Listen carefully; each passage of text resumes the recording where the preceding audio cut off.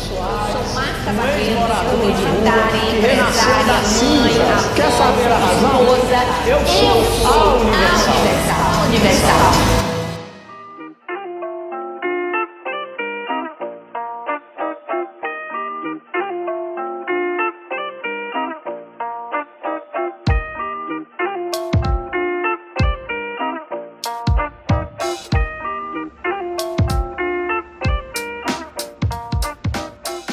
Hoje, alguns movimentos querendo dar desculpa para sua inconformidade com a ordenança bíblica em congregar-se, afirmam que igreja é ser e não estar.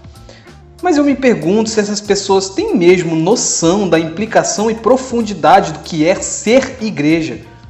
Por outro lado, uma grande seita brasileira que tem quase nenhuma característica de igreja cristã genuína faz a sua campanha de marketing com o slogan "Eu sou a Universal". Parece então ser necessário fazer alguns apontamentos acerca do que é de fato ser igreja. But if this brings you just a little closer.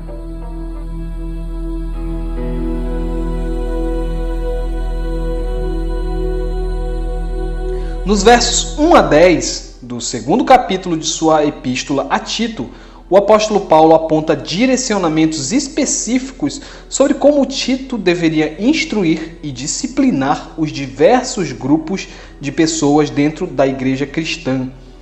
Trata-se, portanto, de instruções sob encomenda para cada grupo e suas necessidades específicas, para que esses fossem aquilo que a fé comum cobrava deles. Paulo evidencia ao seu filho na fé, Tito, que o pastoreio requer do pastor um cuidado especial no tratamento de cada grupo dentro da comunidade cristã. Além disso, é preciso notar que o apóstolo começa o capítulo com aquele famoso "tu, porém". Isso quer dizer que Tito, em sua missão pastoral, deveria ser contrário, uma contraposição aos falsos mestres mencionados no capítulo anterior, os quais haviam já há muito se desviado da sã doutrina. Ao contrário desses, Tito se manteria no caminho da Santa Escritura, da ortodoxia doutrinária, de modo que poderia então instruir a todos os grupos para que, a despeito de suas dificuldades, fossem de fato igreja de Deus. Quanto aos homens idosos, o Conselho Apostólico afirma que esses devem ser sóbrios, sérios e constantes na vivência da fé e virtude cristã. Eles, por sua experiência e estrada, devem ser vistos pela comunidade como pessoas cuja labuta na fé é exemplar para todos os demais. Quanto às senhoras idosas, Paulo também pede que hajam com seriedade, honestidade e sobriedade. Em ambos os casos, tanto às mulheres como aos homens idosos, Paulo relaciona a questão da sobriedade com o vício alcoólico, o qual deveria ser evitado.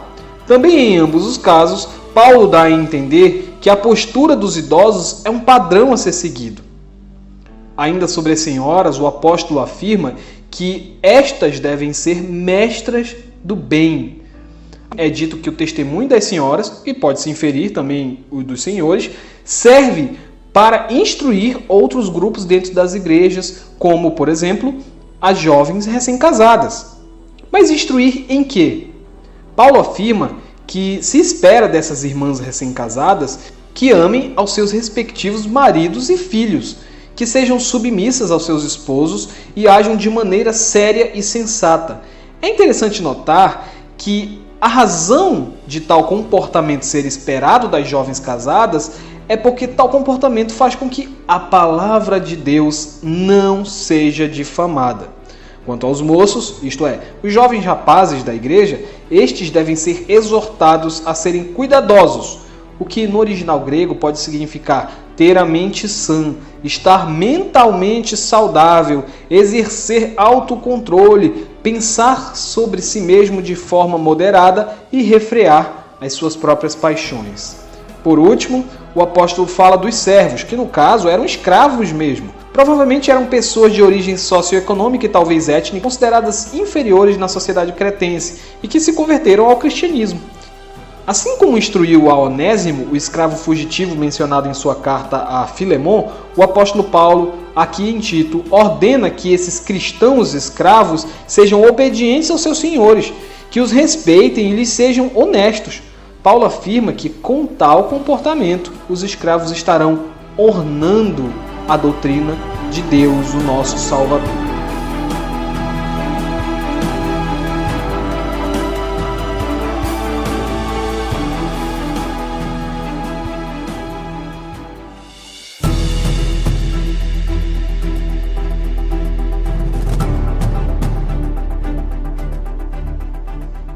Como visto, o apóstolo deixa claro que a base para as suas instruções aos diversos grupos não é uma convenção social, uma opinião cultural ou um critério meramente subjetivo.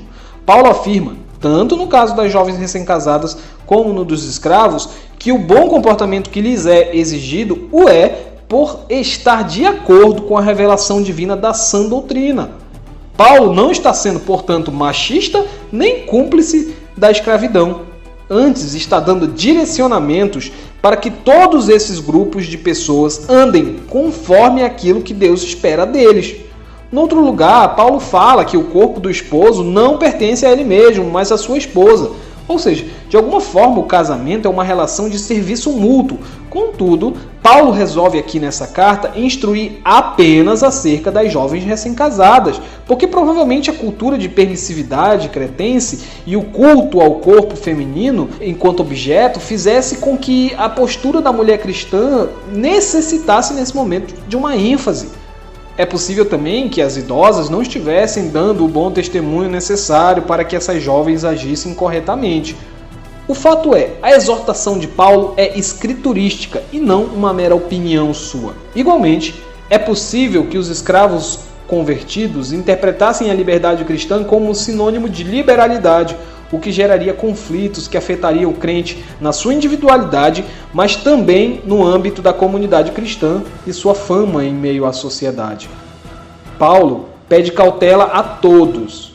Muita coisa está em jogo. O nosso testemunho é didático, o nosso testemunho fala muito sobre quem somos enquanto comunidade e o que cremos acerca de nosso Deus. Aliás, se há um tipo de gente que sofre com isso, são os próprios pastores.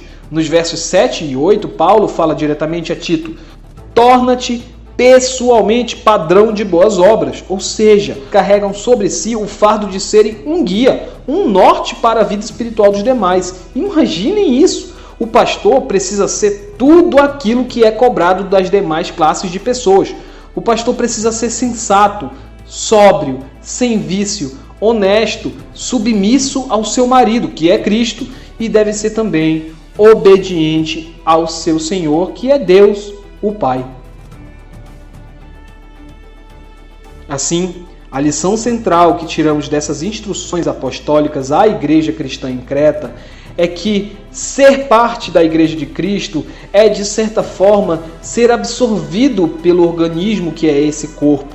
De repente, nós como crentes não somos donos do nosso próprio nariz, não somos independentes e passamos a ter responsabilidades uns para com os outros e para com a nossa fé comum, a qual tem por fiel da balança as nossas sagradas escrituras.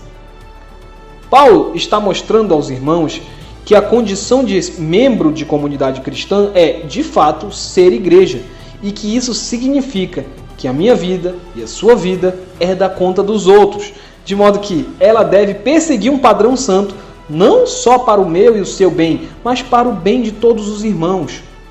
Qualquer coisa inferior a isso será uma vivência, no mínimo, aquém do que Cristo espera do seu povo, da comunidade autorizada e chamada a viver de acordo com a sã doutrina.